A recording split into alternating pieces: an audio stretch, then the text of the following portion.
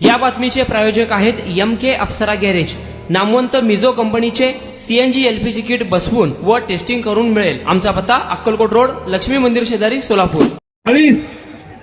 40 लाख झाला. मग मी सगळ्या भाषणात 20च सांगितलं. मला आधी भेटला असतं तर मी सगळ्याला सांगितलं असतं 40 झाली.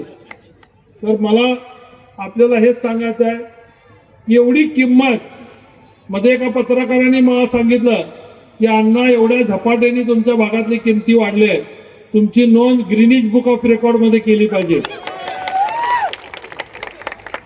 कारण कुठलाही व्यवसाय केला तर 20,000 ते 20 लाख होत नाही. होतात का? 25-30 वर्षामध्ये 20,000 ते 20 लाख कधीच होत नाही. पण ही कमी कशामुळे झाली? तर आपण केलेल्या कामामुळं, आपण केलेल्या मतदाराशी प्रामाणिक राहिल्यामुळं, तुमच्या मताशी प्रामाणिक राहिलो, शहरातला सगळा निधी इथं ओढून आणण्याचं काम केलं आणि त्यावेळी सगळे विरोधक ओरडत होते सगळा निधी चालला बीडी घरकुलला, म्हणत होते का नाही ते दिवस? आणि विरोधक ओरडत होते. आज सुरेश पाटील साहेब सुद्धा आपल्याला साथ देण्यासाठी इथं उभा आहे. ते काही पक्ष सोडलेले नाहीत, अजूनही भाजपचेच नगरसेवक आहेत.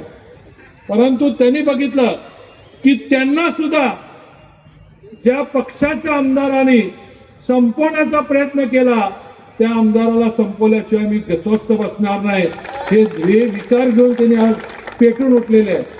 आणि म्हणून नुसतं सोन्याचा धूर निघत होता एकेकाळी पूर्व भागामध्ये. धूर कधी निघतो? काहीतरी पेटल्याशिवाय निघत नाही. म्हणजे आधी पेटावं लागतं.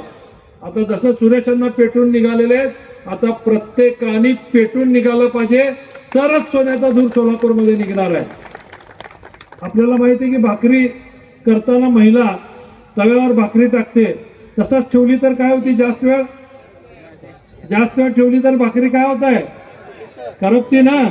मग करपलेली भाकरी खायची का? अरे 20 वर्ष ठेवली, त्याला पलटी मारा की मारणार का नाही?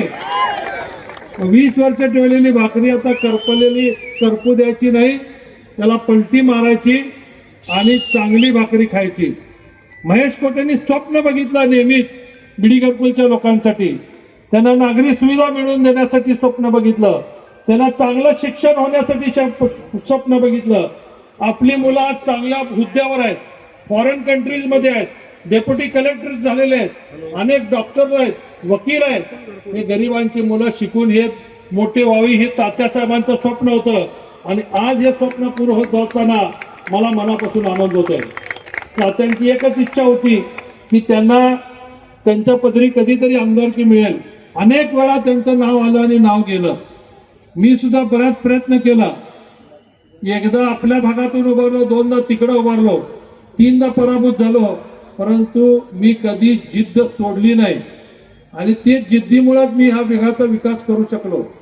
आज मात्र तात्यांनी आशीर्वाद द्यायचं ठरवलेलं आहे आणि ते तुमच्या रूपाने द्यायचं ठरवलेलं आहे. तुमच्या माध्यमातून ते आशीर्वाद मला मिळणार आहे. मिळणार आहे ना? आशीर्वाद देणार ना? मग सगळेजण सांगा किती नंबरला आपण आहे करायचं आहे, हात वर करून सांगा. जे जे मला मत देणार आहे त्यांनी हात वर करा. माझ्यासाठी कमीत कमी एक माणूस 100 मत गोळा करणार का? मी आपल्याला आपले मानावे तेवढे आभार कमी आहेत.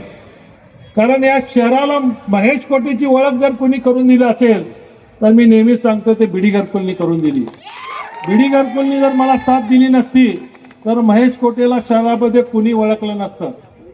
आणि म्हणून मी कुठं जरी गेलो तर चालला बघा बीडी घरकुलचा नगरसेवक, बीडी घरकुलचा राजा, बीडी घरकुलचा ढाण्यावाल, हे लोक म्हणतात. कन्ना चौक मध्ये सुद्धा तुम्ही जाऊन विचारला तर कुठं जायचंय? बीडी घरकुलला. कुठल्या बीडी घरकुलला? जुना बीडी घरकुल महेश कोटेचा का आडम मास्तरचा? हे विचारतात का नाही? म्हणजे ही जी घरं बांधली, या घराला जे स्वरूप आणलं, त्यामुळं मला निश्चित आनंद आहे की नेहमीच आपण पाठीशी माझ्या राहिला आहे. पण आपलं स्वप्न अजून पूर्ण झालेलं नाही. मी शाळा काढली, बाकीच्या सुविधा, नागरी सुविधा दिल्या, पण आमचा सोलापूरचा मुलगा सोलापूरला आई वडिलाला सोडून सोलापूरच्या बाहेर चाललाय. ही शल्य माझ्या मनामध्ये कायम आहे. गेली 10 वर्ष मी त्याच्यासाठी धडपड करतोय. गेल्या 5 वर्षापूर्वी मी पुण्यामधल्या मराठा चेंबर ऑफ कॉमर्स मध्ये सगळ्या आयटी पार्कच्या सीईओची बैठक घेतली आणि त्या बैठकीला आपले कमिशनर, कलेक्टर, त्यावेळेसचे मला वाटतं टेलिफोन खात्याचे जीएम, विमान खात्याचे अधिकारी आणि रेल्वे खात्याचे अधिकारी सगळ्यांना घेऊन आम्ही त्या सीओजना, त्या कंपनीच्या सीओजना सांगितलं यावं तुम्ही आमच्याकडे या, आमच्याकडे शाखा स्वस्त आहे, आमच्याकडे पगारीची अपेक्षा कमी आहे आणि आम्ही तुम्हाला चांगली सर्व्हिस देऊ, आमच्या टॅलेंट एकदा बघा.